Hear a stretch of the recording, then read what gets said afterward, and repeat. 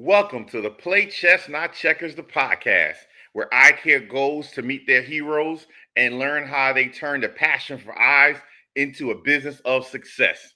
Today, I'm excited to be joined by the one, the only Dr. Will Toe. He is the man, the myth, the legend, my friend. I started this off trying to ask some friends, come on, join with me. Come on here, have some conversations. We're going to try and keep this light. We're going to try and keep this airy. We're going to try and keep it fun. And I get to talk to my friends, so I'm excited. So clap it up, clap it up. Join me, Dr. Will Toe. Welcome to the Play Chess Not Checkers, the podcast, where eye care goes to meet their heroes and learn how they turn their passion for eyes into a business of success. Now, I'm excited to be joined by my friend, Dr. Will Toe. Now, he's the man, the myth, the legend. He's often talked about, mostly in positive spaces, mostly good, mostly good. They're always talking about him, but now I get to talk to him myself, and you're going to get to hear what me and him usually talk about behind the scenes, but we're going to talk to with everybody here. So welcome to the stage. All right, Will, Adam, how you doing? great to be here. Yeah. I love that introduction very much. So I like how you said mostly, because that's a very true statement. Mostly. Hey, we're going to be honest on this. There, we're not going to lie. Me and you've been in trouble a few times, so it's okay. We've been in trouble. It's okay, but it's okay. I feel like if you're not shaking it up, you're not trying.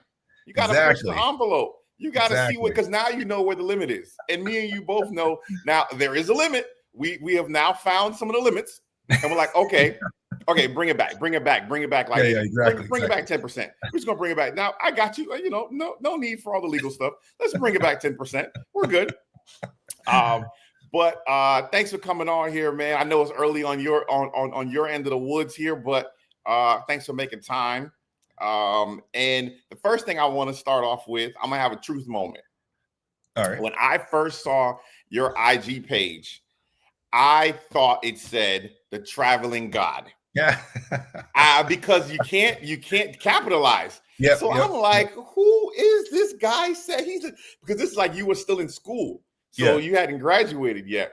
So I'm like, yo, that is a top level Instagram page, because you were traveling all the time. Like, you were posting traveling stuff when you were in school, and I was like, man, shout out to you. Like, my hat to you, because I was like, man, the traveling God, what a name. It's not until like later when I met you, you was like, no, it's traveling OD.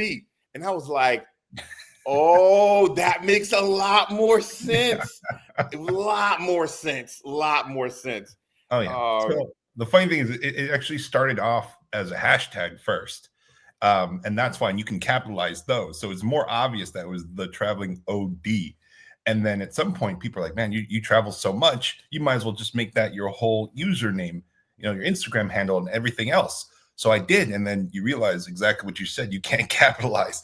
And I didn't think about that at first. You just kind of copy, paste and move forward. And then everybody starts messaging you, especially people who meet you for the first time. They're like, pretty much same reaction. I'm like, you know what? I'm gonna roll with it, because might as well. Let's go. Hey, listen, man, it's not bad. It was good.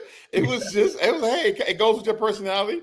At the end of the day, you got to think of yourself highly. And I was like, this guy really, he really thinks I'm top notch. And I'm like, this is my kind of guy. I got to meet this guy. So I want people to get to know you, because I feel like you burst onto the scene and you were the man from day one. But what's your hobbies outside of eye care? Not eye care related. What does Will do for fun? Oh, that's a tough question, because I like to meet people. That's my big thing. And actually, I'm sorry to say that I'll go back to optometry just for a little bit here, because that's actually what brought me into optometry as well too. I didn't grow up wanting to be an optometrist. In fact, prior to me going to optometry school, I had only been to do an optometrist one time in my life. My prescription right now, nope, I'm not wearing contacts or anything. I never had refractive surgery. I'm a +50, -50 in both eyes.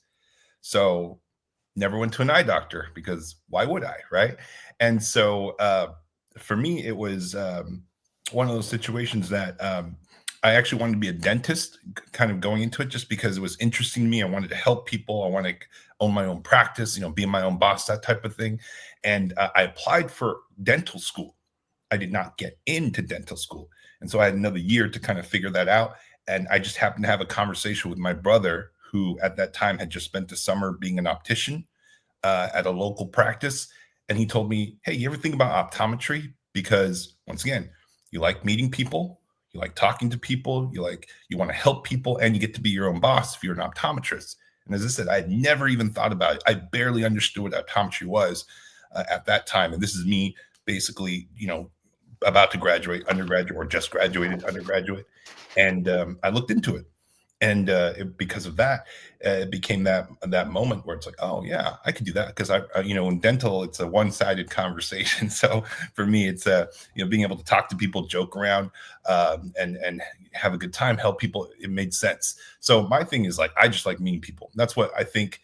Um, what I love to do more than anything else. I don't care where I'm at. So when I travel, I often tell people the best thing I like to do more than anything else is to just sit at a bar or a lounge or something and just talk to people around you, because you just get to know people. You get to know local culture.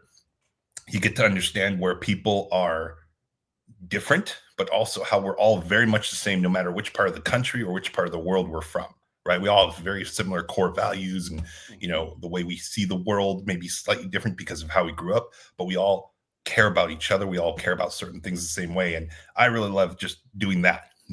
Meeting people, above all, is meeting different kind of people, just saying hi. And I'm not saying you got to be best friends with everybody in the world, but just that's why the travel thing was it's so powerful to me. Right? You just get to go around and just see the world and meet different people. So that's what I like to do above all else. And so the environment doesn't matter. So whether we're in as a bar, as I mentioned, a lounge, whether I'm in a cafe, whether I'm in a nightclub, right? It really doesn't matter. So I like to do a lot of different things, because for me, I appreciate the world. I appreciate being able to live the life that I live. I'm certainly privileged, and I understand that. But my life was not always been this way. So going a little bit deeper right here, since you said people, you wanted people to get to know me, I definitely did not grow up the way I'm living my life now. I spent actually most of my life in welfare, because my family, my parents were immigrants, lived around the poverty line or just below the poverty line most of my life. So I know what it's like to be at that level as well too, where there's not a lot of opportunity. So it's credit to my parents for really working hard, working multiple jobs. And I'm the youngest of four. So being able to raise four kids at that level, and get to a point where, I became a doctor. I have another one of my brothers who became a doctor, and my other two siblings are in tech, and they're doing very, very well too. The credit to them for raising us the right way and getting us this opportunity. But I never ever get to a point where I don't appreciate where I'm at, for sure. But one of the beautiful things in life is that we all come from different backgrounds. We all had struggles. We all do different things, and we're all able to get to a point where we can find happiness in our lives. And so for me, it's like it's a hard question to answer, because what do I do for fun? It's like I do kind of everything. I do kind of whatever I want, and I love to work because I love optometry. I appreciate what it's done for me in my life, my family, all these type of things. So I tell people all the time, it's really weird, it's really cliche, but it's Sunday. Today it's Sunday. Right now we're talking. Yeah. Right before I jumped on here, I was on my computer because I had all these ideas I came up with. So I was writing them down on my notes, just thinking, man, I can't wait to go to work tomorrow to try out some of these ideas. So I do love the optometry side too. It's not just work to me. It's a passion for sure. I love it. I love it. I love it. The reason I asked this is because my wife challenged me a couple months back when I was kind of stressed out. Yep. And, I was like, well, it's easy for you because you play, she plays the guitar and she can sing and Yeah. she does all these different things. She's like, so what is your hobby? And I struggled coming up with something for myself that I truly enjoy, that I'm making the time to enjoy. Like because if it's really your hobby, you're gonna make the time for it. Nobody has to beg you to do something that you are passionate about. And I was struggling, and it just took me a while. I'm finding new things, and I'm reinvesting this year into finding myself and to finding what does Adam actually enjoy. So I'm asking all my friends, And the same way you struggle to give me an answer, a lot of everybody else is struggling with the same thing. So I love that. I Okay. love that. I love that. Now Well, you let me just gave jump me. on in Go ahead. that because if Go you ahead. want me to answer more simply, I guess like what are my simple pleasures, right? Yeah. That's probably a good question too, because as I said, I can name 100 different things I like to do or could do, right? But I'll be honest with you, like I mean, I like to sing. I don't play an instrument. I actually was I So grew you up. I doing was in karaoke? If we're doing I karaoke can night, do are you I can do going better up? than karaoke. I'll tell you that. Most people don't know, but I Okay. used to be in choir for a while. I did jazz choir, I did gospel All right. choir, all these type of things. So I can sing quite well. See, we got. I'm not going to get on American Idol anytime soon, but Oh, okay. Now we people know are if impressed. anybody's doing a party and you get a mic, give Will the mic. Yeah, yeah, Everybody that's watching this, say we're giving Will the mic. So we're yeah. learning about people here. This You is can do that. You because can do that. everybody I'm interviewing on this, they've been on other podcasts, they've done stuff. My goal is to get some stuff that they haven't said anywhere else that people don't know. We're gonna Yeah, learn some new yeah. things. Well, Uh, you got me on that one because I don't think I've ever told anybody that, or that very you few like to people know sing. that. But All yep, right, so now we're gospel learning now. choir, jazz choir, all these type of things. You give me a microphone, you're gonna have to pry it out of my cold dead hands. All right, nice. I went to see Yolanda Adams in concert yesterday, and she did an amazing job. She stood 10 toes down and just sang for not sing, sang for like 2 hours straight. It Yeah, was wonderful hearing somebody who hasn't lost her voice 30 years later. So yeah, I love that. I love that sort of thing. So all right, we're learning here. So now you're giving me a lot into your origin story, and this is what yeah, I'm trying to get to, because I feel like people's past it molds them as a person. And mhm, sometimes you see people do stuff or say things and you don't know where that comes from, right? But it all comes from somewhere. So getting yeah, to know people's origin stories really does it really helps you understand somebody, because without the backstory, it's hard to understand people. Now, you yeah, gave me some of your origin story. Now, you told me before you were an optician yeah, before you went to optometry school, but mhm, you just said you tried to go to dental school. mhm, That didn't work out. You got a new passion. mhm. Where was the opticianary part, and how long was that Yeah. before optometry school started? Like, give me that timeline. A little bit more timeline. Yeah. So, I when my brother told me, consider optometry, and I looked into it, and I'm like, oh, it has a lot of similarities. And once again, I get to know people a little bit better. Dental's a very one way conversation, as we say, right? They talk to you, you're like, oh, okay. Mm-hmm. So, um, but I didn't have all the prerequisites because they're slightly different, and if you don't do Mm-hmm. that, okay, I got to take a couple more classes, simple ones, so local community college type of thing, just to get those prereqs in. And then I wanted to make sure I understood it well. So at that time, I graduated in 2009 from undergraduate, which is right around the recession. So 2008, 2009. And I remember it was a really weird moment to be graduating around that time, because even at our undergrad graduation, they said, yeah, this is going to be pretty tough. It's a tough time. All the jobs out there basically have 30 to 40 people applying for per job, which is this is the worst um, economic recession since the Great Depression. They said that at our graduation speech, which is not very inspiring to do. So their No. recommendation was just trying to tell people like, hey, just understand the world is tough right now. And, if you want to do things like go back to school, all that stuff, we highly encourage that. Like, that's what they told us at graduation, which is a very interesting, way to, Mm-hmm. transition you Yep. into the world.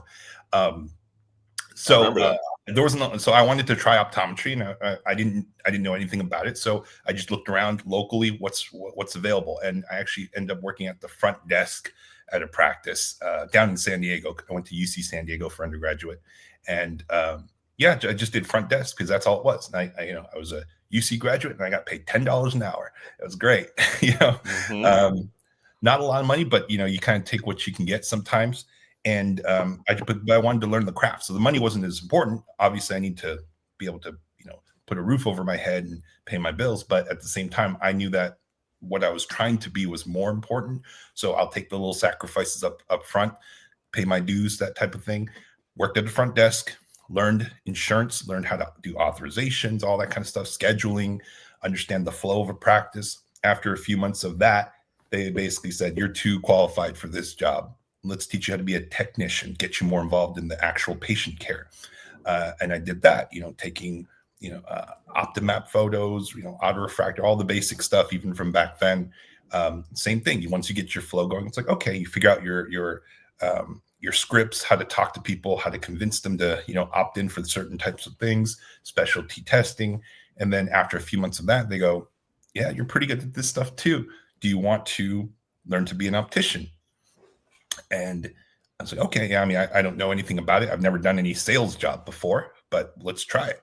Right. And then what's interesting, is that to me kind of opened up the whole world, because you realize that opticianry, if you don't know anything about it, you just think, oh, this person's a salesperson, but it's really not that. And it's no disrespect to any of the opticians who may be listening to this, but a lot of people do think that way, right? Because they just don't know any better.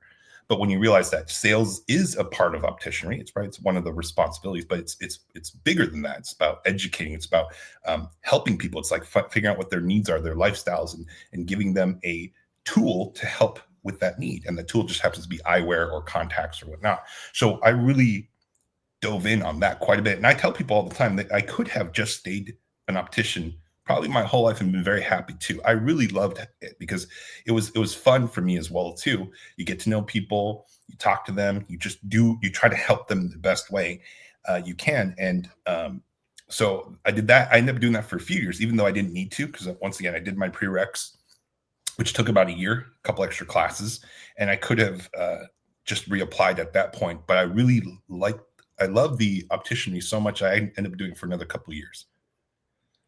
How many years was that? How many years was that before you actually applied to optometry school? So about 2 years, and then I applied, and you have to wait a little bit longer. So we'll say 2.5 years or so total. But in that 2.5 years, I really felt like I learned so much. And even though I was just an optician, or just learning to be an optician at that point, I really knew I wanted to potentially even own my own practice at that time, because I know in some states you're allowed to do that. California not be one of those, but you just never know where you could end up.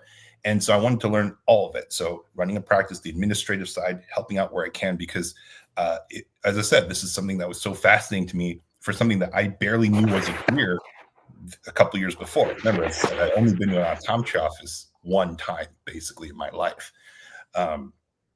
And so I did kind of feel like I hit a point with the opticianry where I think I've learned most of what I need to. Obviously, I don't know everything. It's not like I had my ABO, kind of certification at that point. And then there's the advanced, and then there's the master certification, right? I was like, I could go that route, but I do feel like I'm hitting a wall of where I feel like I can grow.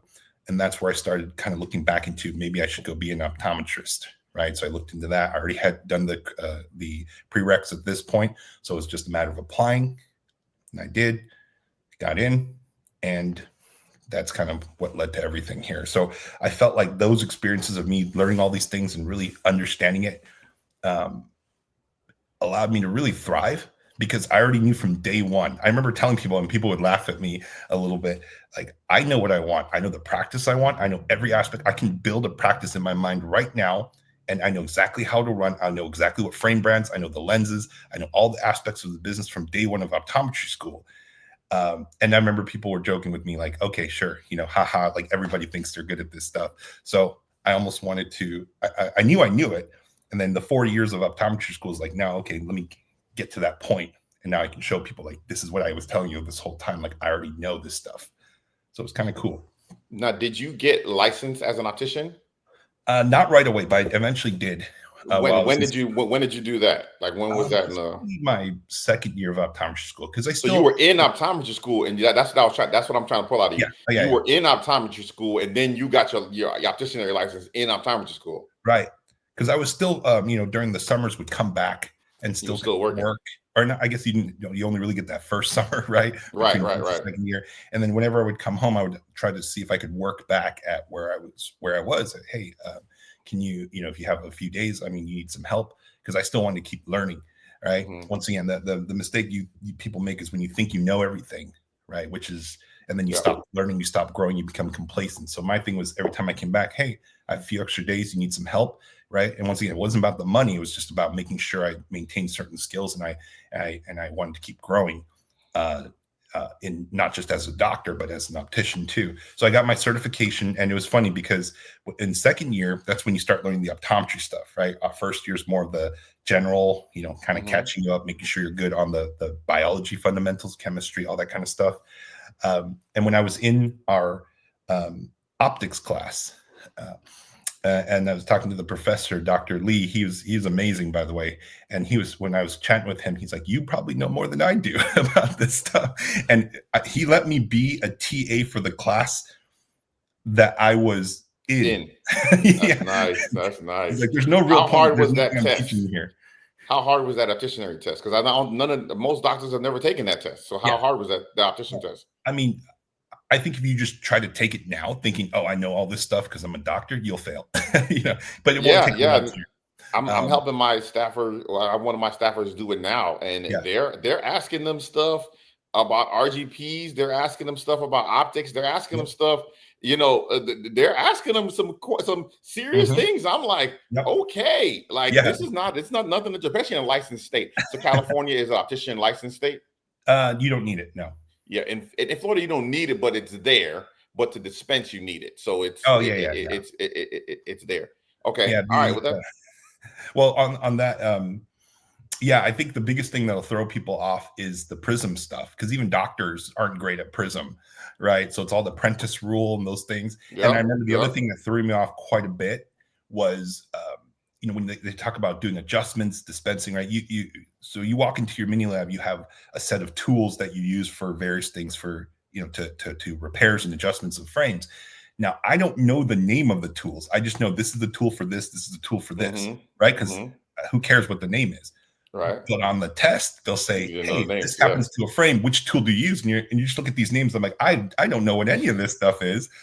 I know it in my mind. I know what it looks like, but I didn't Right. know the Right. name of it, and so that'll throw you off too. So that's where you have to be a little bit careful. Where having the practical life experience of doing it doesn't just translate to you automatically passing the test. I mean, it's not a hard test, but it's one of those things where you just have to know a lot of things, a lot of little bit Mm-hmm. things, and that's what can throw people off. Right. The only hard concept I would say that you definitely have to make sure you understand is apprentice rule and decentration stuff. That's about it. But that's more of for doctors. It would be a kind of give me a few days to review it. For an optician who's not used uh, to any prism, you might need a whole week or two just for that concept to understand it well. That's about it. Nice. I think it's a good Nice. test to Nice. take. That one, NCLE, all those type of things. Get your staff more invested Yeah. in the profession, and even for yourself too. This is not a disrespect to any of my staff or any opticians out there, but you hear some stories every once in a while where people say, "Oh, I let my opticians kind of run the practice, my office manager, and then if they were to just leave tomorrow, I don't know what would happen." So you almost feel Mm-hmm. like you get put in this bad position of where you're almost held hostage by your own staff because if Yep. certain key people left, it would be very You'd be in detrimental trouble. to Yeah. practice. So you don't have to do this stuff all the time, but you should have a basic understanding of how this stuff works. Because if you need to jump in and train, or you need to, um, you know, uh, take over a certain responsibility for your manager who's on vacation for 2 weeks, you can do that without severely hurting your practice. And so I'm always a part of that as well too. Even though I'm so busy with all my practices, whenever we hire somebody new in an optician role, I actually spend the first 2 hours training them myself because I like to be like, "Hey, I was an optician. I know what it's like. So I'm going to sit here and I kind of show you why we do things the way we do on this level."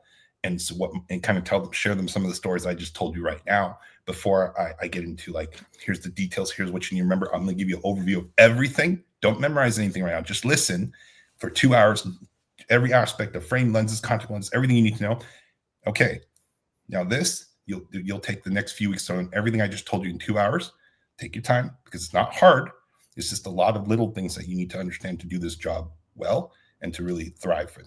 So I like to always do that because that's where I came from. And I do tell people I think like an optician sometimes way more than I think like a doctor for certain aspects because that's where I came from. Right. Mm-hmm. Got it. Yeah. Now, tell me about your experience at Western University and where was your Oh, favorite place to go around campus? So, where was around the campus? Where did you go? yeah. How'd you like it? Yeah. And give me Yeah. give me your experience Oh, over there. you probably have a better answer if you ask my classmates. I was definitely the more eccentric, like do whatever you want type of guy, the little bit of the black sheep. Not necessarily in a bad way, but once again, I came in day one knowing what I wanted for the next 20 years and knowing exactly how I would build a practice and do all these things. Not everyone goes into optometry school like that. Even by the time they end optometry school, they're not like that. So certainly, as you kind of said, people had very strong opinions of me, I would say, good and bad. But I think for the most part is I definitely know people have told me in the beginning, I came off a little bit too like, this guy's kind of cocky and he thinks he knows everything. But as they got to know me, they're like, oh, he kind of does know most things because he's done it before. Because as I said, a lot of people didn't even come from optician role, or they never worked in a practice. They maybe shadowed for a week or two, and that's their full extent of, understanding how a practice works. And I've had people even now recently, in 10 years later, almost 10 years later, 9 years later, I guess, after graduation, that I have not heard since optometry school, who actually reached out in the last few weeks saying, hey, I know we haven't talked in a while, but I've been watching what you've been doing online. You're doing amazing things for optometry. And now I'm at a point where I'm ready to open up my practice. And I understand all the stuff you were talking about when we were students. Can you help? And can I ask you a few things? And of course, I'm going to help my classmates and anybody, even if you weren't my classmate. But yeah, it's kind of interesting. So I would be I would basically, when I was in class, I slept a lot in class. Let's just say that. That we did at Western, they did record all of the lectures. I tried to be there for most of them, but I also would. Some of them were very early, and I'm not an early morning type of guy, 8 a.m. lecture type of guy. So I would try to be there, but I would often doze off, I will say. But I kind of hide in the middle. I understood that the professors kind of watched, the people in the front, and then you have the people who kind of hide in the back, but the professors will pick on the people in the back because they know you're trying to hide. So if you kind of hide in the middle, that's So your best bet. You're blending in. Your goal was to blend in. Exactly. But I will say I for me, it's just I felt like because I liked it so much, I understood it well. So I didn't need as much. I wasn't the guy who grinded in the library for 10 hours a day, right? I was the one that I'd go to lecture. I wouldn't take a ton of notes. I'd just listen. And then on the recording later at home that day or at the end of the week, I'd rewatch it with my notes, kind of taking my time, that type of thing. So I didn't, it didn't seem like I was studying and paying attention all the time, but I did go out quite a bit. And that's where people probably judged me a little bit on that too. But it wasn't like, hey, let's go party every night. It was like, hey, after lecture, let's grab one beer type of thing. Because I felt like, you need a little bit of that mixed in. Otherwise, you're going to go crazy and get burned out. One of the things I learned when I was an optician, when I was watching a lot of other doctors, when I was meeting a lot of doctors, and is there is a sad truth about, I guess, the world and not just our profession, is that you can be the best and the smartest doctor, but if you're not personable and you're not somebody people like being around, you will probably not do as well. Versus if you're just a good doctor, right? I'm not saying being a bad doctor, but you're average, slightly above average, decent, good doctor, not amazing, but you're really, really outgoing. You're good with people. You tell really good jokes. You're kind of just fun to be around. You will be highly successful. So I knew that it was important to develop social skills along with my practical skills and my scientific knowledge of optometry. And that's why I always felt like, hey, let's go out and let's, as I said, we don't have to party for all night type of thing, but I was often the guy that tried to get people to go out more and just say, hey, let's go grab a bite. Let's, chat. Let's go grab a beer. Let's go grab a coffee. Anybody, right? Let's just hang out because it's good for us to talk about stuff. And, whether we talk about optometry or something else, it doesn't matter. So I will say I definitely have the reputation of, man, he goes out all the time. How's he able to do that? He likes to have a good time, and there's nothing wrong with that. But I would say you were because I graduated in 2012. You graduated in 2016? Yeah. So I would say there are different waves and segments of docs. So I graduated in 2012, right? Mm-hmm. But then you were on social media while you were in optometry school. Mm-hmm. So I saw you it was after I graduated, but you were just now going into school. Yeah. But then when I was seeing you on social media, I wasn't sure if you had graduated yet or if you were still in school. because I looked at the name. I would see you posting me doing stuff. I wasn't really sure, Yeah, yeah, right? And I feel like you were in that next wave. Like I graduated in 2012, then you came out, but when you came out, you hit the ground running. yeah. And I was like, hold on, I thought I was the new guy on campus, come out with the new ideas. And here you came zooming past. You were like, all right, I'm ready to go. Let's go. You're on the sideline. Let's go. And you came out. And I think there's so much to learn from each wave. Yeah. But I feel like the 2010 to 2015 was one wave. The 2016 to 2020, 2021 was one wave. It was another wave of docs, right? Yeah. But now I'm waiting to see what does that 2021 to 2026, wave of students or new docs that graduated in that period there. How do they change the profession? Because I feel like my wave did some things with the profession, right? Mm-hmm. You came out in your class and your cohort, you guys did your own thing bringing it into the profession. Mm-hmm. I'm excited to see what does this next round, because of COVID and all the other stuff, a lot of those students that graduated at that time, they kind of didn't hit the ground running as much as me and you did, because it was a COVID. You had to slow down. You had to take a pause, right? But now I'm excited to see how does that group change eye care? How does that group change, the profession of optometry, and what new little sauce they bring to it that makes this profession even better? So I'm excited to see those different waves have the impact. I think you're right in that sense, but I think it'll be very drastically different than when you and I may recognize, because as you said, yeah, they're growing up through COVID, or they went through school through COVID, which is a drastically different experience. Yeah. The biggest thing for me, and why you probably felt and other people felt like, who is this guy, right? Yeah, is because I showed up everywhere. I actually will tell people what's interesting is I counted this kind of towards the end of my time as a student, because I like to collect the badges when I go to conferences and seminars, right? I keep them. I don't toss them. It's like a mini souvenir for me. And when I got to the end of optometry school, I realized I had gone to over 40 conferences as a student. And not all of them are the national ones, right? Regional, right. all that stuff. Sometimes it's just like a half day or a couple hour seminar type of thing. But I had over 40 of them because I kept the badges. So I had every single one in this little box. And so when people were like, how people thought I was doing everything, is because I just put myself out there, because you and I both know this. When we go to a conference and you see somebody for the first time, you may or may not remember that person because you meet like 100 people a day there. Right. But then the next time you go to a conference and you see that same person, you're like, oh, hey, it's that one guy or that one woman that I saw last time. And you'll talk to them more because you remember them a little bit.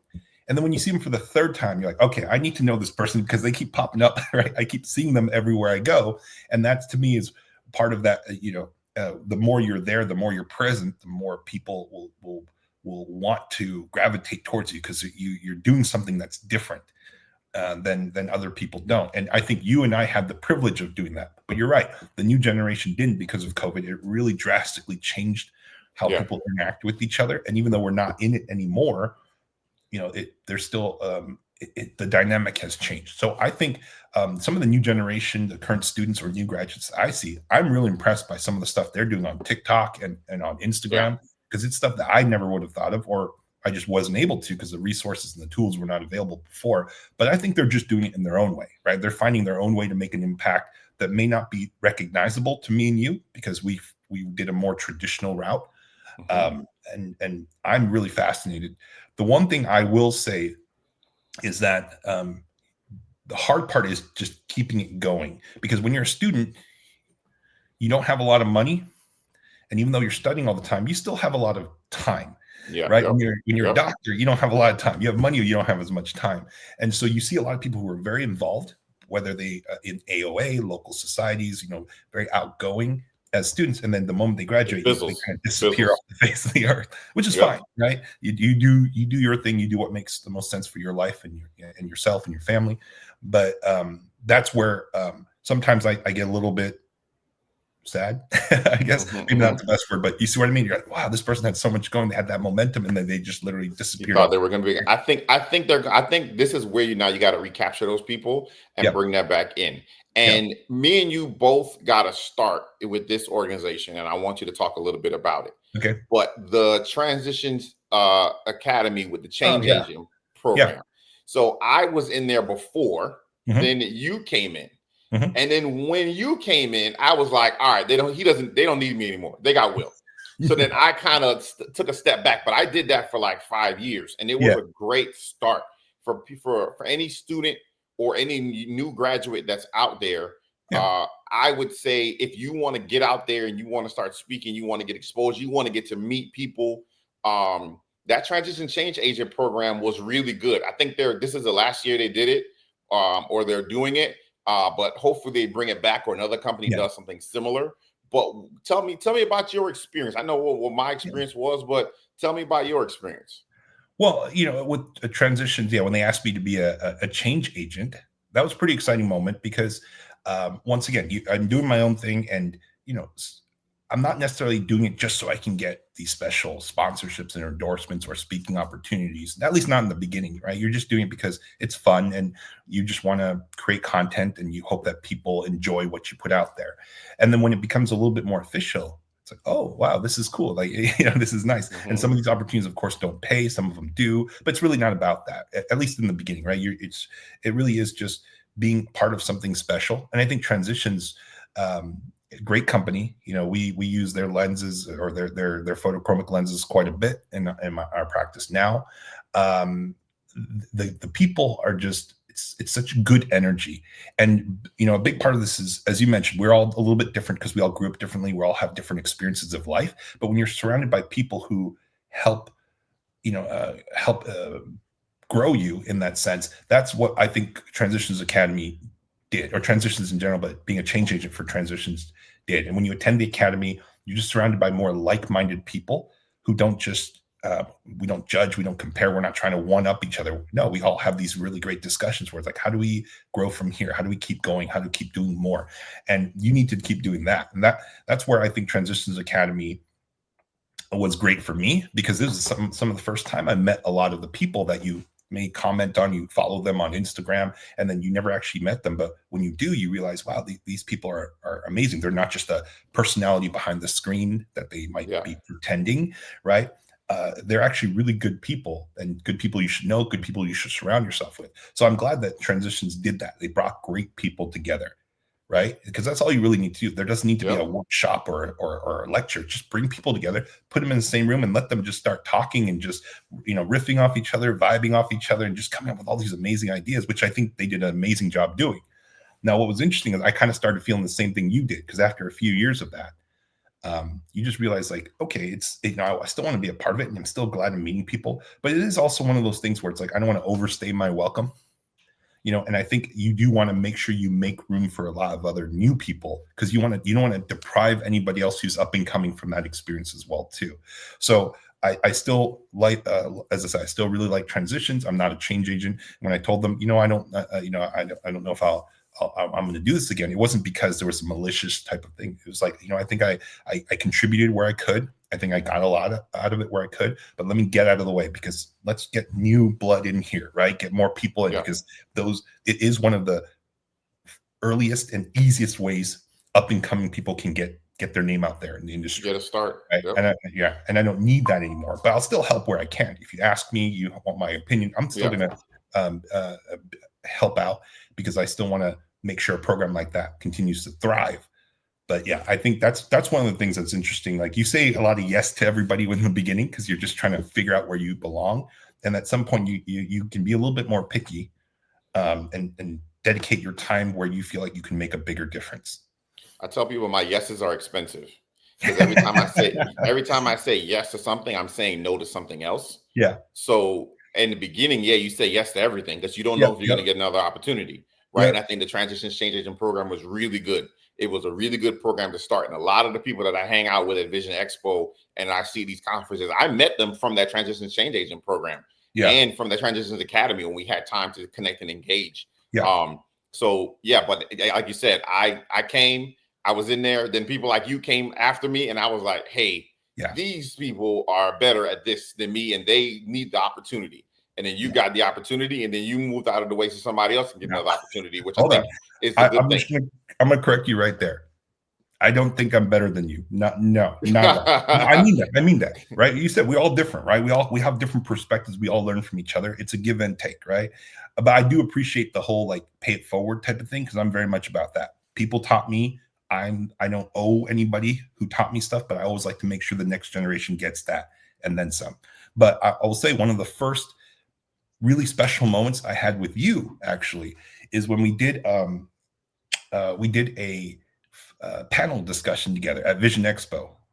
And I remember it was, it was in one of the suites. It wasn't out on the exhibit hall Yep, or yep, yep, anything. It yep. was I in the remember. suites. And I remember sitting there, and it's not like you were a stranger to me. I knew who you were, and I knew you were good, but I never actually heard you talk about your practice and practice management and your mindset. And I remember being on that panel 3 feet away from you and thinking, I wish I had a pen and paper right now because the stuff that you were telling them and you were saying in that panel was so it was gold. I was so thrown by how everything that you mentioned was so high level and so meticulously thought of. And I'm like, I don't know if I belong on this panel with you No, because no, I no, was no, wanting to no. be in the audience, being like, "Oh my god, this is amazing!" I really like, I remember that. I Fayez put remember that turning to together. that and when after you finished speaking, and I said to the audience, I'm like, I hope you all understand that what Adam just said right there. I would have paid thousands of dollars for that information if I was just a doctor in the audience right now. It was so amazing. And so don't discredit yourself there, right? You know a lot, you've done a lot, and I don't ever compare this like, hey Adam, you're get out of the way, I'm the new hot shot in town. It's not like that. It really isn't. Some people have that perspective because some people are just a little bit competitive, which is fine for them, but I think we're more collaborative than we are competitive in this space. And I would never look at this and say, oh, I'm better than anybody else. I know different things. And so when we kind of talk to each other, that's why I said all we have to do is get into a room together. No agenda, just We can all learn. an hour, 2 hours, and just let people talk. And you'd be surprised the stuff that we all come up with that I would never have thought of. You would never have thought of, and anybody else that we have in this room. So I will say you've it definitely taught me many, many things All right. throughout the Well, entire time we've known each other.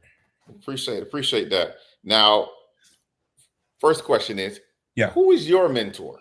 Oh, Because you Adam came Ramsey. because you came in Yeah. knowing so much. Like today, that's why I'm Yeah. trying to understand you, right? Because you only had one eye exam before optometry school. You were trying to go to dental school.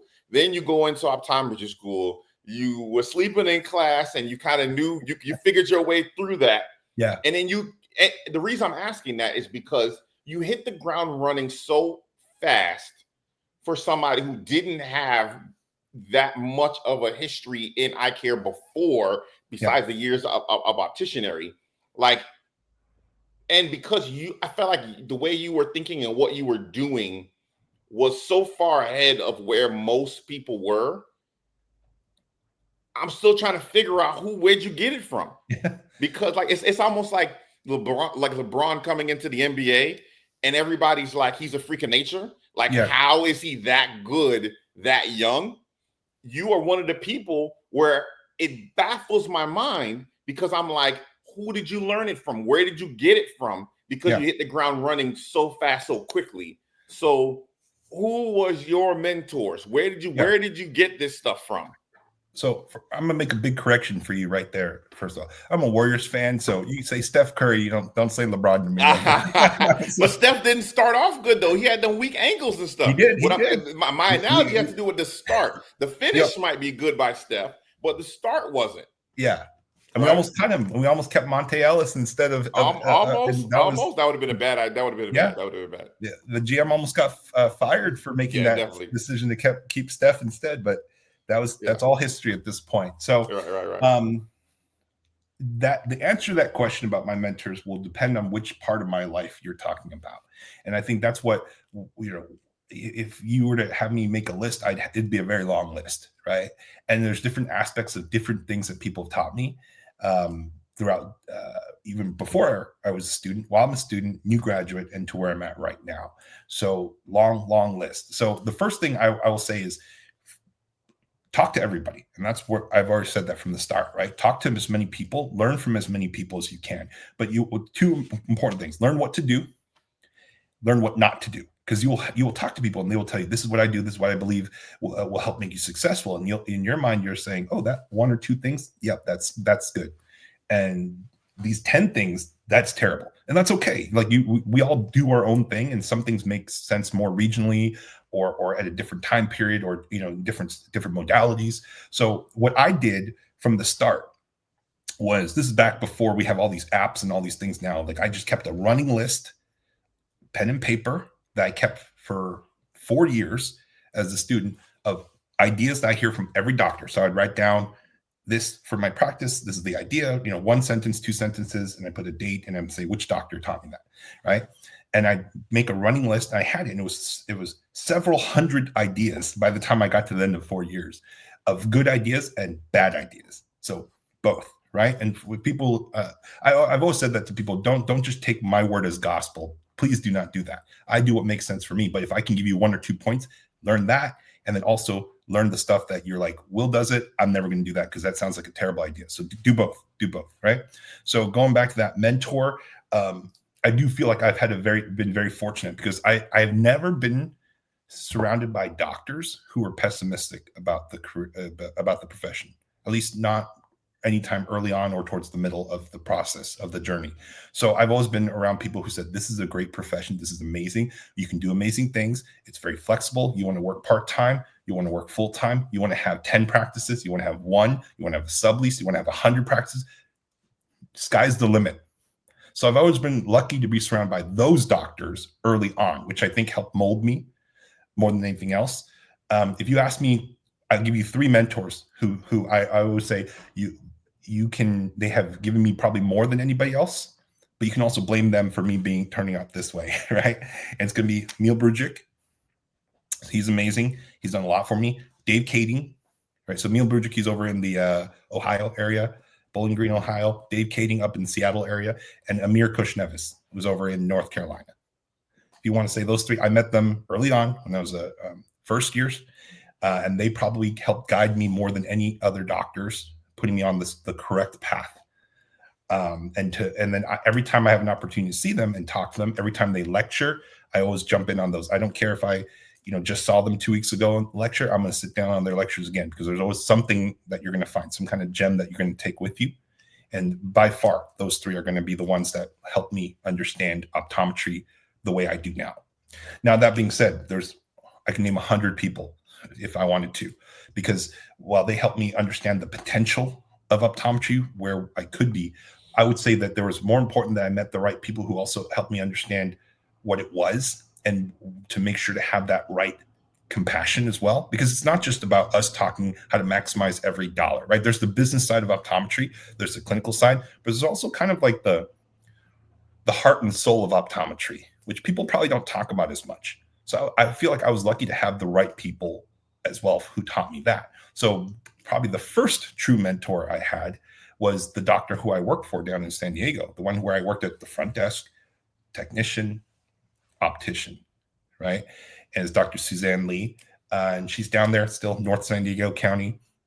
And she told me, I think watching her and listening to her and seeing how she interacts with patients, seeing how she interacts with her staff, you could see that there was a love there. She didn't make the most money, right? This practice, you can look at it and say, wow, you can put in all these new protocols, make it more efficient, but she wasn't about that. She just truly had a love for optometry, and she truly had a love for taking care of people. And I think it was really important that I was around that in the beginning, because as much as people always say, oh, Will's a good business person and he understands how to make money, that's important, right? Just like as you said, sales was important as an optician, but it's also just important to understand you're truly taking care of people, and you're truly helping people. You're truly making a difference in people's lives.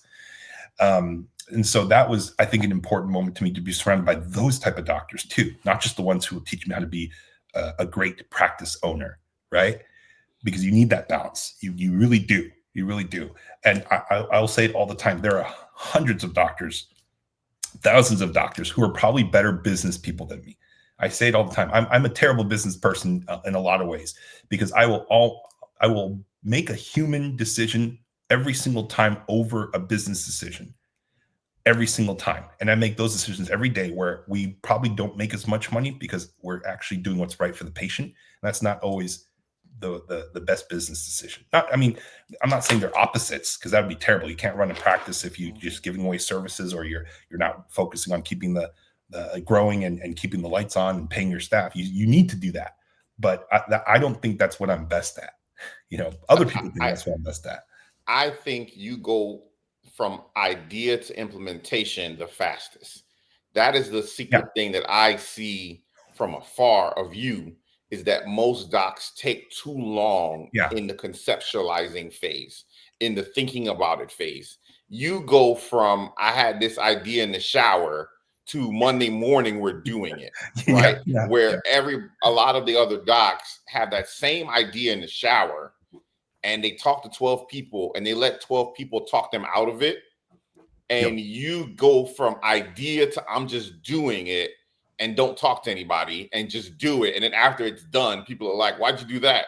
Da, da, da. And then you just do it. And I think Yeah. to me, from the outside looking in, that has to me been your secret sauce and what I've seen, get from what I've Yeah. seen. And that's just my opinion. No. Yep, I hear you. So actually, it's funny is I had that conversation with somebody earlier this week, actually, because when we talked about like what makes me different, what do I feel I do different that puts me at an advantage, and it's exactly that. I'm not afraid to take risks, and I don't.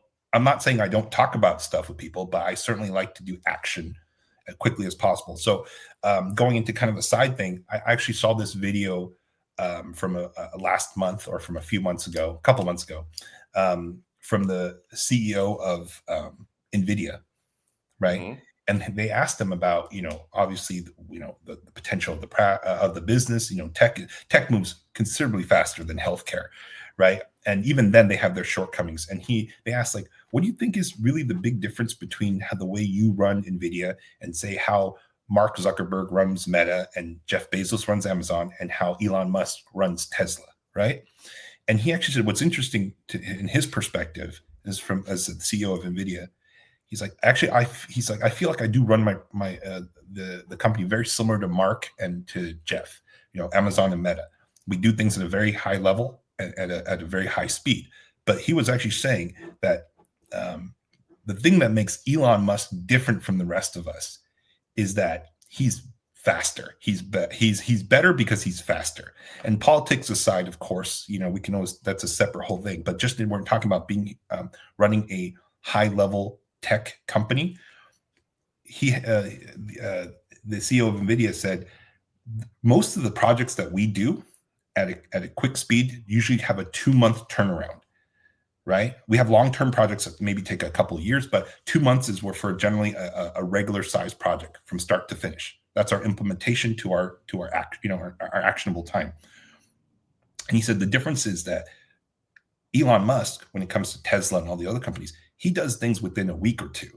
And because he doesn't talk to anybody, he just doesn't. He just expects you to follow him. And it's kind of similar to that sense. I think one of the things that I've had an advantage over other people is I grew up in Silicon Valley. Right. All of my family, except for me, is in tech. The far majority of my friends are in tech. So I got to grow up around that. And I could have very easily been a software engineer and probably done pretty well there, but I didn't want to do that. But I'm surrounded by all the time. All the family conversations are about that stuff. So you get to see how that industry moves. And I've always criticized healthcare as a whole because of that. Now I understand the need. We can't do everything too fast, but what I disdain about eye care and healthcare is that we as a profession allow things to be so slow because we don't demand it to be better. What I mean by that is, let's just say in IBM or Intel or Apple, they develop a new microchip. Well, they'll say, look, compared to the previous generation, this microchip is 10 times faster in terms of processing power. It's about half the size, so we made it even smaller. And because we're able to be more efficient with how we developed it, it's half the cost. That's how innovation happens. That's what happens in tech. That's why they grow at the exponential levels that they do with those companies. But when we look at healthcare and optometry, we don't grow that way. We grow so incrementally slow, it's actually stunting our growth. So let's look at, say, retinal cameras, right? I buy a new retinal camera, or I'm looking at one today. Let's just say I go check out different companies. This retinal camera, compared to the previous generation, is probably only going to be about 10% better resolution. Mm-hmm. It's going to be hopefully about the same size, but sometimes they make it bigger, right? Right. Right. But it's going to be about the same size. But they also make it like 50% more expensive because it has more features and it's better. And we just go, oh, that's amazing. Take my money, right? So we allowed them to innovate at such a low level by giving us such little change, 10% better resolution, but it costs 50% more. It should be the opposite. We should make it. Why aren't you able to develop products that are smaller, faster, better, cheaper? Because that's true innovation. That doesn't happen in healthcare and especially in eye care as much. So I often look for those type of things when I look at my practice. It's not how do we grow 5%? How do we go 5% faster? It's like, how do we go 10 times faster, 5 times, like a noticeable amount. Let's invest in those things. Let's sign up for those business subscriptions. Let's develop those protocols. Here's a good question. Here's a good example right here. I was talking to my associates about this last year because I got a little bit upset at them because when I invested in automated phoropters, like I spent a ton of money. I renovated all the exam rooms. I upgraded from the manual to the automated because I'm like, these are better. It's better for our shoulders or back. It makes us more efficient, right? And I do. I'm playing around. I'm faster. But after using it for about a year, we're like, well, it is more efficient. We understand the integrations are better, but what have we done with that extra time that we save? So let's just say you save an extra Right. 2 to 4 minutes per exam every day because of having better equipment. Well, all that meant was even myself a little bit. So I'm not going to say I wasn't doing it myself. Is that you had a little bit more time in between patients, and what did you do with that time? Well, I'm just going to play on my phone until the next patient's ready, right? Or I might chart a little bit if I didn't finish that. But what we did was we created more efficient systems to give ourselves more time, and then we wasted that time anyways. You see what I mean? So if you're going to do this, you're going to find a way. And I'm not saying we did this just so that we could see more patients, although that's what you can do because you can probably fit in an extra patient or two while not feeling like you're working more. But I'm saying if we did this for a reason. So we have to take that time and the efficiency that we save and utilize that in a way that helps grow the business, not just I get to relax a little bit more, right? That's what we don't do as a profession. So that's where I would like to say, when it comes to what you're saying, the speed thing, it does matter. But even if you're fast to implement, you still got to make sure that the time you saved, you do something with it, because otherwise you're just going to waste that time you saved anyways.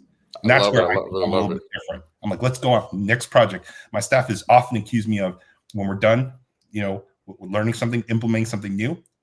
The breathing room is like a day. Then we're on to the next thing. Right? On to the next thing. Yeah. Love it. And you should know that by me. I've been doing this for 5 years now. I'm like this. You get a breather for a little bit and then let's go, because let's keep going. Why would we stop? Why would we allow ourselves to become complacent? And that's actually what, when I used to lecture a lot more to students and new grads, that would be the first way I opened up my conversations, my lectures, is I would say, do you know what's the dirtiest word in the English language? Right? It starts with the letter C. You let their minds go where they go, right? Right. And change, right? Because it's the one thing everybody knows is going to happen, but it's the one thing everybody hates. And it's often tied to another dirty C word, which is the word complacent. And that's the killer that will be the killer of the profession. It'll be the killer of your practice. And that'll be the killer of your life too, is when you yourself just become, accept like, this is just who I am. This is how I'm going to be. My life's not going to be any different 20 years from now. I don't think that's a good thing. I'm not saying you always have to be on the move and not be happy and accept where you're at, but I also feel like you have to always try to be like, how can I be better than I was yesterday or a week ago or a month ago or a year ago? And if you are the same as you were a year ago in every aspect, I don't know, that would bother me, right? Yeah. That would bother me quite a bit. Love it. Now we're gonna get to we're plugging right along here. You're teeing me up here a little bit, but when did you come up with the idea for optical illusions, And was the name of the practice you bought Optical Illusions the first one, or did you rename it right off the bat? Yeah. No, it was the name of the practice before. So I bought that You practice. bought that, and Yeah, then you carried that on. Okay. yeah, Where did you come up with the concept besides buying that initial practice? yeah. Where did you come up with the concept that you then carried out over all the other practices? Yeah, so that's actually the perfect question because it actually pulls from what I just said. Because once again, I wanted to make optometry something special. I mean, once again, no disrespect for people who are in subleases or working for corporate or private equity. Because I understood what optometry was a little bit before that, working, and I got to see the beauty of optometry. I got to understand where the potential of optometry was, and so when I took over, and I love the name because I think there's a lot of depth to the word optical illusions when it comes to optometry. But I also wanted to show people like this could be something really beautiful because, and the practices I'm at, most of them are in shopping centers, which I do like. I like being around that environment. I like the foot traffic. I like the energy that people have going into it. And I thought the kind of our pillars of optical illusions revolved around high level eye care, premium luxury eyewear, and then also advanced technology. And that's where I say moving in that Silicon Valley mindset that I grew up with really is that extra piece that people were missing. It's like, let's do this at a high level. Let's impress people. Let's show people that optometry isn't just, I bought an equipment 20 years ago and I'm still using it today. Because while people may not care or may not believe they care, the moment you do get a new piece of equipment, how many times do your patients comment on it? Wow, that's new. Oh, hey, we never did that last year. And they do really like the fact that you do that. And it's not to say if you don't do it, you're in trouble, because clearly there are many practices that don't upgrade as when they can. But I think there is a beauty of being the one who's always, every time you come in, there may be something new for you to try because I want to show you how amazing your eyes are and the amazing things I can do for your eyes. So that's always been kind of the way I portrayed it. And once again, I like being in shopping centers because I think that's where you can access the most people. And I actually love the fact that there are places like Lens Crafters and Warby Parkers around me. In fact, I have a very good relationship with all the Lens Crafters and Warby Parkers. I often go by to say hi when they have their anniversaries. I'll drop off a box of crumble cookies because I want to be a good neighbor too, right? Mm-hmm. But I do believe there's a place for all of us, and I do really love the concept of like the good, better, best. Maybe Warby's kind of the good, Lens Crafters that mid tier better, and then Optical Illusions is the best. And when I was back when I was an optician, the one practice I always respected the most back then was OSA, Optical Shop of Aspen. I thought they were doing it the right way. It was such a great concept, and it was a high level luxury practice, which unfortunately did not survive to today. I think there was 50 plus of them 15 years ago, and now there's only like one or two left. And another practice concept which I really liked, or optical concept, was Ilori, and that was an Luxottica thing. Yep. And I remember the first time I walked into an Ilori, and I was blown away. I did not know optometry or opticals could look like that, right? I don't think it was. Why do you think that one didn't work? What was the issue? Because I worked at a Lens Crafters for 4 years, and that was upstairs.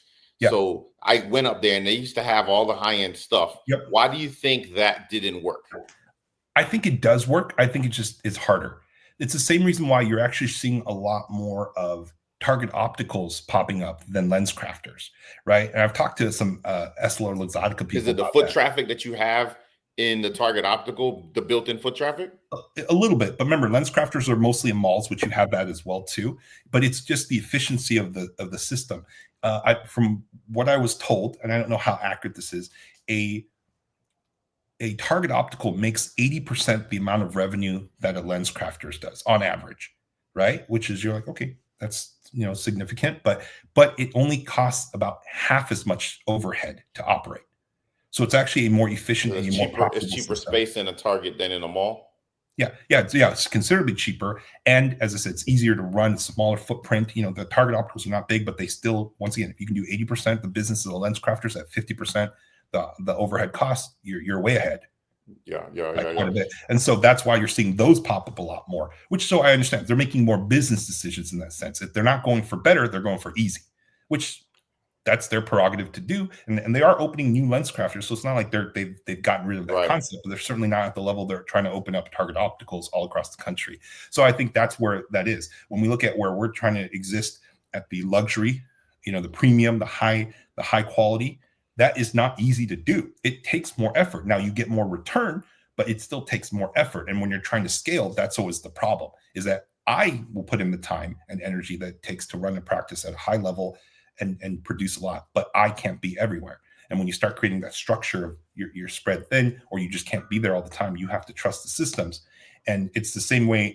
I look at my associates, they don't make anywhere near the amount of revenue per patient that I do, but that doesn't mean they're failing either. I just have to understand that as I scaled, that's what would happen. And I have to accept that. So, but I still want to make sure they maintain a high level, because we're not here to cater to, the good, right, or the better. We're trying to be the best in any area that we're at, which I feel like we've done a fairly good job at. Now, what is your thoughts on buying practices versus opening cold? And you've done both. Yeah. So if you could choose one route, which route are you choosing? Yeah, right. Near 100% of the time, I will buy a practice at this point. Dealing with contractors, dealing with that's all these the build outs, the delays, the issues that happen. That's a headache that I never want to go back to if I can help it, right? So, but I think it also depends on your stage in your career and what you think or where you're at, because you're never going to know everything about running a practice, because there's always new stuff. But if you feel very confident and you're good at where you're at, then hit the ground running, buy a practice, and just take off with it. And that's my first practice was that. And then for people who I need to learn as I go, cold start makes sense. It's excellent, because you're not going to see the volume. So, and you're not going to have everybody there, all the different staff and all the different pieces yet, but you'll figure out what you like and you'll figure out what works for you. And a big part of it is that you will know this stuff. As I mentioned earlier, that's an important thing.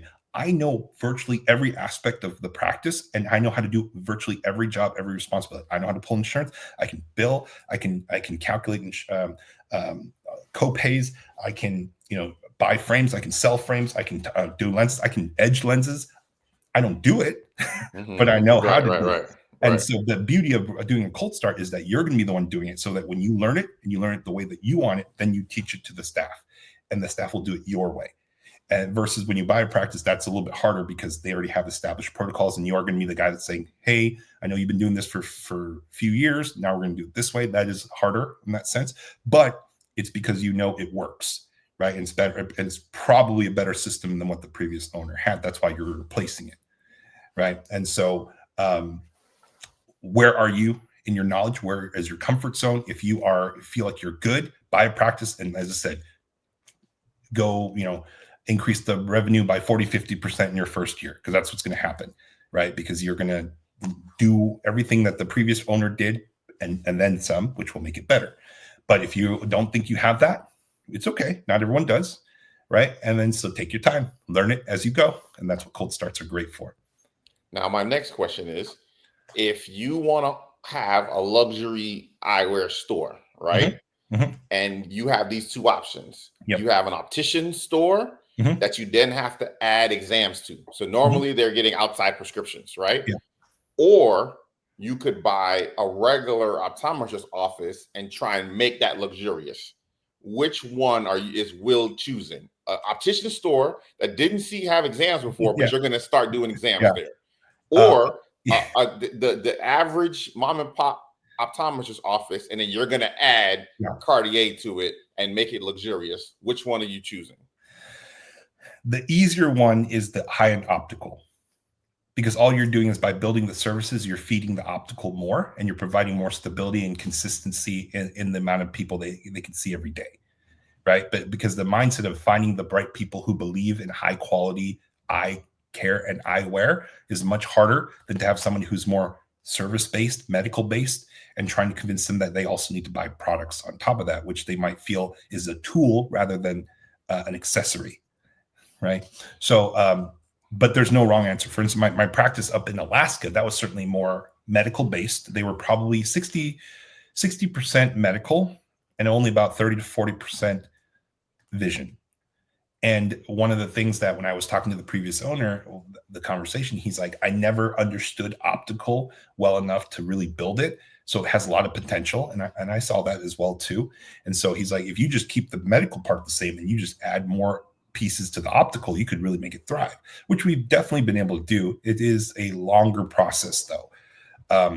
But for instance, yeah, for them, I think the most expensive thing they had when I walked in the door was Silhouette, which is not bad for a more medical based practice, but they weren't selling that all day.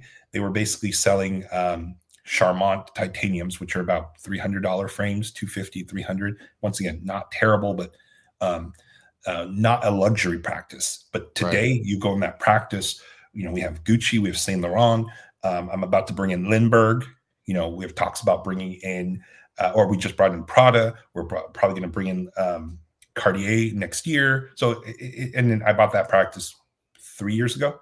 So it's not impossible. It just, I feel like it just takes a little bit of time. You have to nurture it and you have to get people to understand that there's a beauty in having high quality eye care that's matched with high quality eyewear. They go hand in hand. It's like if you're going to buy the brand new Mercedes and you get a cloth interior, I will be pissed at you. You better get that all leather interior, get all the bells and whistles. And that's kind of what it feels like sometimes, is that they respect the people respect the services side, because they're like, you're a doctor, you're taking care of me. But it's like, if you do that and then you go somewhere else and you buy a cheap pair of glasses, it's almost like, what was the point of going to a high quality eye care doctor if you're just going to get the cheapest eyewear? Because there's so many issues that are going to happen in translation when there's a mismatch. Mm-hmm. All right. Well, you are like literally, it's almost like my notes here, because my next question was about the Alaska office. Yeah. Now, you and me are alike in that it's and this is from me knowing a little of the backstory. It's almost like if somebody tells you can't do something, that's what you go and try and do, right? Yeah. Now, my next thing to you is, I'm going to challenge you and say you can't open an office in Hawaii. Oh, because I'm just saying. That's the difference. But it's not there. So I'm challenging. I'm saying you can't do it. Yeah. You got plans, but you can't make it happen. Yeah. You can't pull it off, Will. You've maxed out. You've maxed out. Hawaii can't happen. It's all I'm calling out right now, because somebody poked you in Alaska happened. So now I'm saying Hawaii's not gonna happen. You've been talking about it. It's not happening. Is all I'm saying. I'm going to be the guy that said that. The reason it's not happening right now, or hasn't happened, has more to do with the fact that I'm trying to spend more time with my family more than my ambitions, right? And I think that's a sentiment a lot of people can understand. And this is the married man talking. It the is. Single Will would have never said that. Never in a million years a single will say that. Because you're the guy that I was supposed to go do a bachelor party for. We were planning to do it in Vegas at Vision Expo West, and you took that away from us. All the guys are like, you stole our opportunity to have the bachelor party and popped up and got married right away. And now you're saying Hawaii isn't going to happen. No, I didn't say Hawaii. I didn't say Hawaii isn't going to happen. I said Hawaii didn't already happen for that reason. But there's still stuff that's slowly in motion, because you want to stay married. Okay, you don't want to piss the wife off. All right, can she hear me right now? Divorce is more expensive than anything. It definitely is. Can she hear me right now? And she's like, we're not doing that. Is she listening to us right now?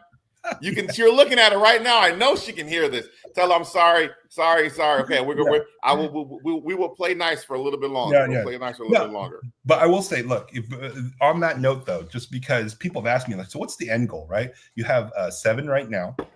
Man, you are on my paper. I mean, you are on my paper. I typed them up. You guys, I typed up these questions like he is on my paper. Like literally.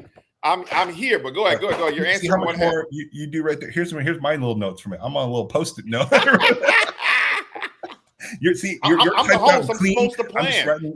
I'm supposed to plan. This is I came prepared. I didn't come to play. I came prepared. Yeah. So 7 practices. I have 3 in California, 1 in Alaska that are just me. I have 3 in New York City that are with partners. So I'm technically an owner, but I don't do very much or almost no day-to-day type of thing, right? It was more of they needed some seed money, and they also every once in a while they need advice. They want me to look at some paperwork and see where I could help build the practice. I'll do that kind of stuff. So, but I'm very hands off on those. But people have asked me like, so what's your end goal? And I will tell you, if you asked me when I was a student, even though I had all these ambitions and I knew what I wanted, I thought it would take me 20 years to get to where I'm at right now. So I've gotten there much faster. And every time I set a goal and I'm like, okay, this might take 5 years. And then with the 1 year, I'm like, oh, okay, I hit that goal already. So I'm not, where do I keep going from here? Is it 20, 50, 100? I mean, I know a guy who's based out of Cleveland who owns 100 practices in the Midwest. So I'm certainly not, anywhere near his level yet. 100? I thought Yeah. the guy in Chicago had the most. 100? He's 100, over 100 Wow. practices at this point. Yeah, he has a whole operation that's basically built just like Luxottica with all the different tiers, regional, market hubs, all these type of things, different levels of business structures. Over 100 practices in the Midwest, based out of Cleveland, but kind of in the surrounding states as well too. So, is that going to be me? I don't know. Well, I will say that obviously, the problem is I really want my practices to be at a very high level, and I'm very much involved with all of the ones on the West Coast. And I don't want us to be just cookie cutter, right? As I said, I want us to be the best. And so in terms of what we provide. So I know that if I keep trying to scale, it keeps getting split a little bit, right? And the attention gets split. And so I've considered franchising. I've talked to some people about that. And that would be a great way that I can help scale quite quickly. And then as long as I have these franchise rules and all these type of things, they at least have to somewhat follow the rules and not try to decrease and the brand at it, or try to take shortcuts and to detriment the brand. That's a possibility as well too. And that's where I was talking to when you say like Hawaii and other places, I'm like, it's a possibility. It might not be me, the main person controlling it, right? It could be a franchise, but that's been something that multiple people have asked me about. Would you ever franchise? Because I would probably like to follow your model, and I don't want to do all the work up front if you've already done it. And then other people who are not doctors, but executives of VSP, Essel Exotica. And they're like, hey, if you ever get to that level and you're ready, let me know. I want to join that team. Right? Because I know how to do it at this level. I want to help you do it and grow with you type of thing. And I'm like, okay, when I'm at that point, I'll make sure to reach out to you. Now, where are your thoughts on teleoptometry? Because I know you're doing that. Yeah. And do you think we will ever get to the point where we can do an eye exam on a phone? Because right now, during COVID, everybody was trying to have the patient be at home because they couldn't come in, right? Yep. And trying to do it. And we were like, hey, that's not going to happen. And post-COVID, it ended up being the doctor could be at home and the patient had to come in, because we weren't even thinking about it in that way. We were trying to get the patient to be able to do the eye exam from their house. And then we turned around, and after COVID came out of COVID, where the doctor is in their basketball shorts and the patient still has to go into the office. So what are your thoughts on that? And do you think the patient being at home is a real possibility? So first, to add on to what you say, near 100% of the time when I'm doing telehealth, I'm definitely wearing basketball shorts. Near 100% of the time, right? Because I only need to be dressed from this here up. That's all we're going with. As long as I don't stand up to reach for something, you'll never know. Once we don't stand up, we'll get in trouble. All right. So I do believe telehealth is the future. It's a very controversial subject. And even myself, with the amount of kind of goodwill I've built in the profession, when I talk about telehealth, oh man, I've never seen the mud slinging at me any more than I have talking about this, because it's such people are so scared, and for understandable reasons. They're scared of telehealth and what it could mean. And I think it is not necessarily like, in my opinion, it's not necessarily like, oh, it's bad healthcare. I think it's because people are generally scared I will be replaced. And that's why they push back against telehealth. Because the truth is, it solves so much of our problems just in the version that we have now, right? Because when 50% of the doctors, when you ask them, how do you feel about optometry, and the amount of, they'll say, too many doctors, too many schools opening up. We're gonna shoot ourselves in the foot like pharmacy did or law did, and all these things, right? And then you talk to the other 50%, and they go, I've been trying to find an associate for 3-4 years, like nonstop, and I can't find anybody. So we don't have a saturation issue. We have a distribution issue. I've always said that from the start, for many, many years, even before telehealth became a thing. All the new grads want to live in the cities where there's good food, good entertainment. There's a variety of places to go and hang out. And why wouldn't they? They worked hard. They want that life. They deserve it. But if every doctor wants to do that, system doesn't work. Right. And that's why rural places pay a lot more. That's why their scope is higher and things like that, because the need is there. So if you can do telehealth and you can do it right, you fix our distribution issue. You can live in the city, enjoy the amazing variety of food, the nightlife, the concerts, but you can still see patients in rural parts of the country and still take care of them. At this point, I believe the technology is great enough that I can do near almost every type of patient condition, whether it's primary care, dry eye, red eyes, disease management, glaucoma, macular degeneration, diabetic care. Pretty much the only thing I can't do at this point is, of course, like a foreign body removal, right? For obvious reasons. But I think near everything else, there's probably, we used to be very conservative when we first started because we didn't know what we didn't know. We didn't run to put ourselves in a bad position in case we felt we oversold our telehealth abilities. But after about 3 months, we basically lifted all restrictions and we said we can pretty much see everything, and the things that we can't will at least help triage, right? Because that's important too, because you can usually get in to an optometrist faster than you can get into a ophthalmologist, and the ER is considerably more expensive, right? So we can at least help triage the things that we can't do. Now with telehealth on a phone, I don't sure in the future, but that might be like 30 years out, right? What I think may happen in the next 5 years, possibly, if we do it right, maybe 10 at most, is not necessarily doing an eye exam on your phone, but maybe on a VR headset. Because that would be, I think, can be done where you can basically put on a headset and we will meet in virtual reality, and I can do a lot of things. Because you look at the direction where a lot of these equipment companies are going, it's all VR headsets, right? We're putting the software in there, and the headset doesn't matter necessarily the brand, but once we get the right software, we can get a lot of information there. And we can bring it all together, and we can collect data, and as clinicians, we can interpret that data for our patients. So doing a refraction via virtual reality, yeah, I believe we can do that. Scanning your eyes with the right technology to OCT, visual fields, yeah, I think we can do that. Red eye analysis, checking, maybe you can't fluorescein stain when you're at home, but I can definitely see a lot. You have the patient looking different gazes. You kind of have them, direct them with a certain software. I think there's a lot of things we can do with telehealth with a VR headset. I think that's coming because you can see that's the direction a lot of the equipment's heading in the last couple of years. And I think they're going to invest in that more. And I've often talked to them. It's funny how we're at this point where a lot of us have like 3 or 4 headsets now. It's like, how about stop trying to sell me the headset because I have one? Just give me the software. Sell me the program. Yeah, almost like a PlayStation. Yeah. That's what I told him. I says, hey, let me just buy the headset, and then I buy the headset from the manufacturer with that same person you're buying it from, and let my warranty be with that person. And then I'm just buying programs that I can load and go through.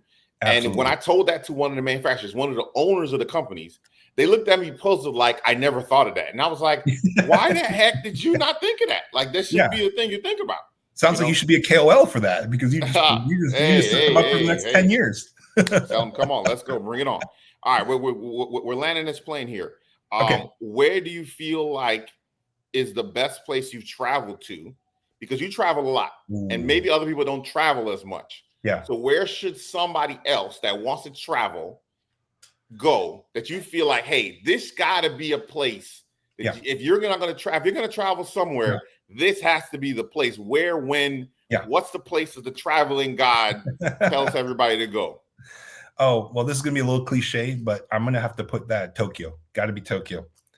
Because you will walk into Tokyo and within hours, you will tell yourself, why isn't America like this? Why does it feel like they're so far ahead of us in terms of the way that their infrastructure is, the way that they live their lives? And it's not like it's super expensive to live there. The food is cheap. Living is cheap. Now, certain things may be expensive because they still live on an island, right? But it's like going to Tokyo is like walking 10 years into the future. And you're just like, this is what I almost wish America was in a lot of Hmm. senses. And I've said this to people, like, they must be so disappointed when they visit us, especially my area, right in the Bay Area, because it's like Silicon Valley. This is where technology is king. And they come in like, oh, this is interesting. This is like a Right, step right, right, down compared to what we're used to in our day to day, right? Because we should have flying cars and all this stuff by now, right? right, right, right. I remember when I first went to visit Tokyo. I've been there twice, but when I went there in 2017, it was pre-COVID, so the world was definitely different. I think they're a little bit more relaxed and casual compared to before. I remember at one point, everyone talks about their train system, the subway system, right? It's so efficient and it's perfect. There was a moment where I remember there was a delay of one of the trains happening during rush hour of 45 seconds. It was a 45-second delay. And that same night, the CEO of the train company went on national news to apologize to the people of Tokyo for that 45-second Wow. delay. That's how much of a big deal that was. Wow. That would never happen here. Never, never. 45-minute delay is nothing. You need Yeah. 45 days of a delay for you to say Right, something. right. And you look at when they have like huge like potholes and like damage to their roads, for us it can take several weeks or even a month to fix, right? And for Hmm. them it's like a day. A day later it looked like this damage never happened. So there's a interesting culture there of pride in their work, pride in their lives, pride in what they do that we don't quite have. And it's not necessarily for them just about money. It's just about being in a place where they have a love for where they live and they want to make sure it's the most beautiful and best place ever. So that to me is one of those things that for many other places, you'll have fun, you'll have a good time. When you go to Tokyo, is one of those places that you will seriously consider within a few days. Should I cancel my return trip and live here forever? Because I could see myself. It's not because it's like a beautiful resort with clear water. It's like because I could actually see myself I living here want to and I'll go be very for the happy. blossoms when it has. Is it Yeah. cherry blossoms? Yep. March, April. Yep. Yeah, but it only happens for like a week, so it's like Yeah. something you got to like plan. Well, But if you're going, yeah. I want to go. So if Yeah. Will's going, I want to go. I think we should go for the cherry blossoms. So Yeah. if that happens, I want to put that in there. We'll Now, go. I is got there a lot of any? points. Oh, let's go. I Let's go. can. I'm saving my points up too. Let's go. Now we talked about a lot today, and I bet that you've never had a podcast like this one or interview like this one where Yeah. they ask this kind of questions. But is there anything you wanted to discuss that was on your sticky note that we didn't? Anything you want to talk about that you didn't talk about? I want to make sure that you had the ability to get some stuff off your chest there. No, I mean, to be honest with you, I appreciate this. Yeah, this is, a lot of times when I jump on different interviews or podcasts, it's more really, really professional, which is fine by me too. They have ask a lot of different types of questions. I appreciate that trying to get to know me as a person. I do feel like there's a lot of people that have this idea and image of me based on maybe some of the comments I put on Facebook or just my Instagram profile. And of course, social media is social media, right? We all exaggerate those sunsets, make it a little bit brighter, make the colors more vibrant. And sometimes it's like people think that kind of that highlight reel of who I am is who I am. Yeah, It's very right. not. I mean, I'm very much down to earth. In a lot of ways, I don't actually. It's so funny. So many people have come up to me and they're like, once they meet me, they're like, "Oh, you're much more grounded. I thought you'd be the guy that drives, a Porsche, has 10 different Porsches, and I only eat caviar on everything, and all I do is go to Vegas clubs and just bottles and Right. models, right? That's what they will say." I'm Yeah. like, no, that's definitely not my life. No.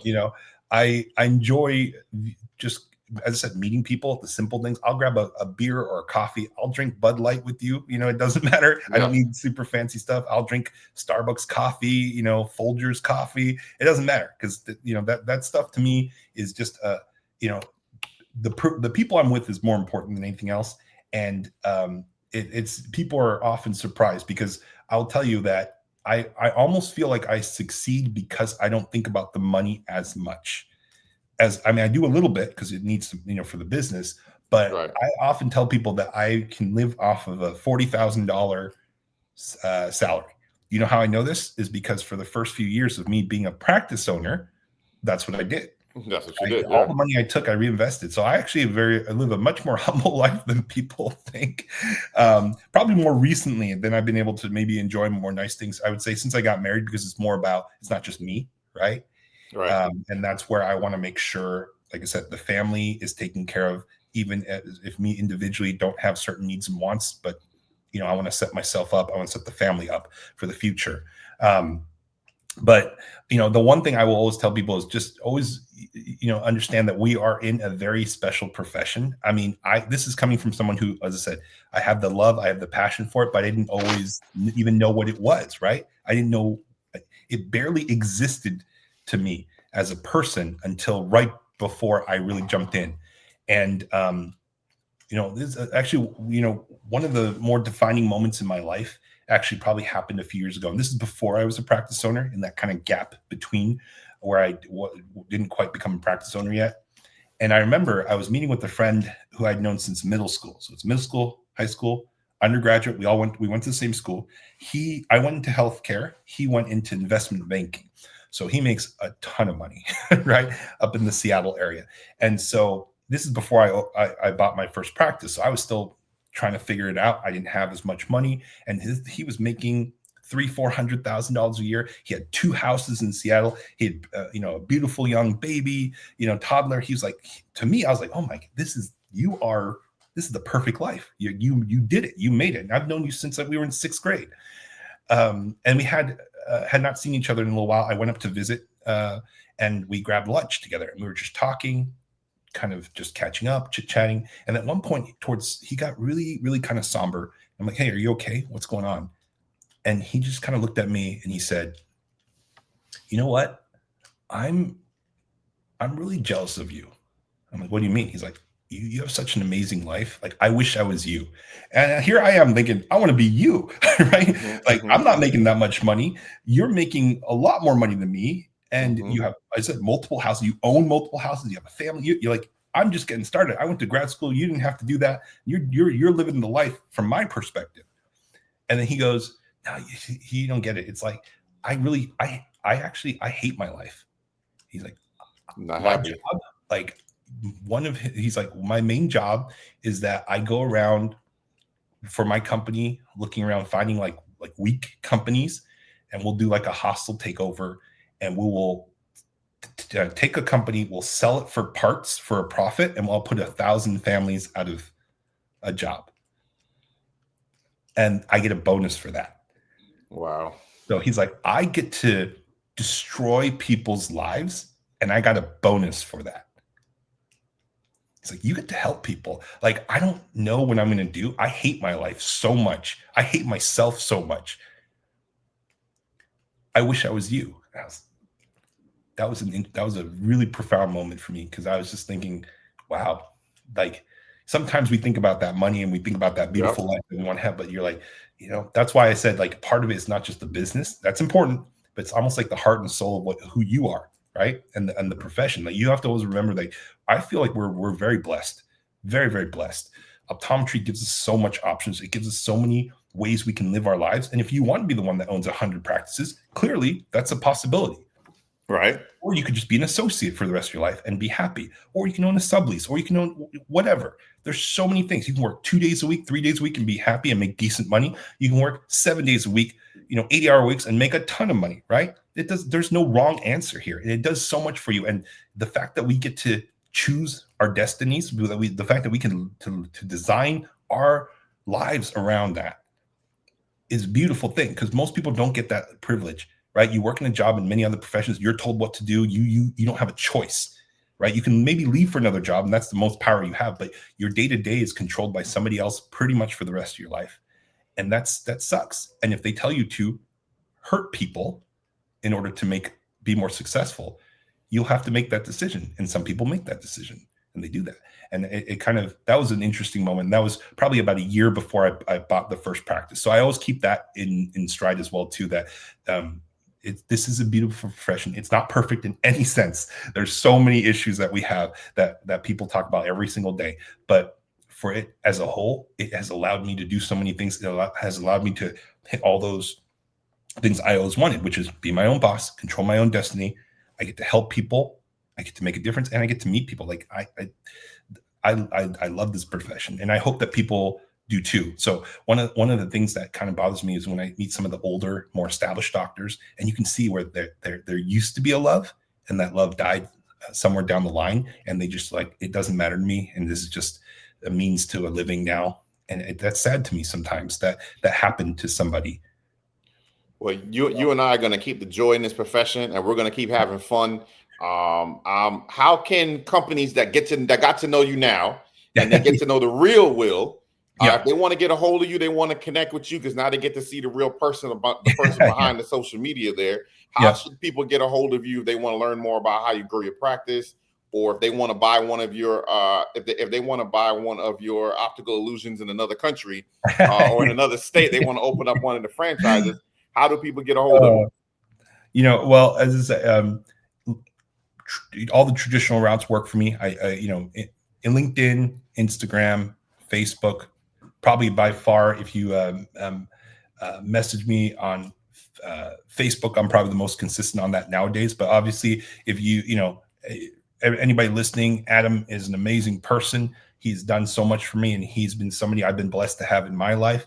And if there's an opportunity, of course, please share my information with anybody you feel appropriate. But it goes likewise. I pointed people your direction because I'm like, Adam's your guy. So I feel very blessed that you've invited me to be here because, honestly, I think so many people could learn from you, and so many people will thrive because you are the type of guy who doesn't just say, it's all about me. You always look to the person to your right and to your left and say, how can we all get better together? And so I appreciate just being in your circle.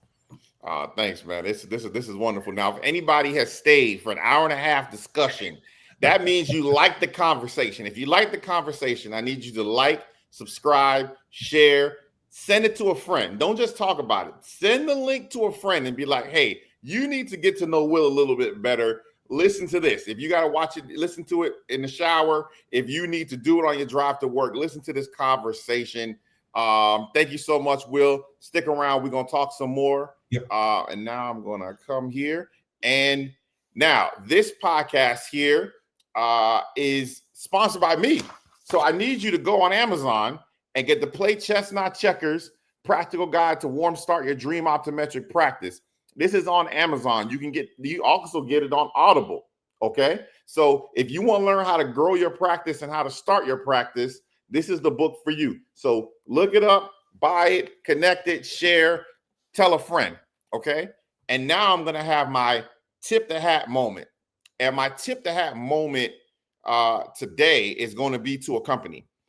I recently went to a dinner with Dompe, and I've heard about the company. We've have quite a few patients share, been prescribed the medication, everything. But I want to tip my hat to them for a different reason, because they are doing what is difficult. A lot of times in optometry or in healthcare, companies only want to do the easy.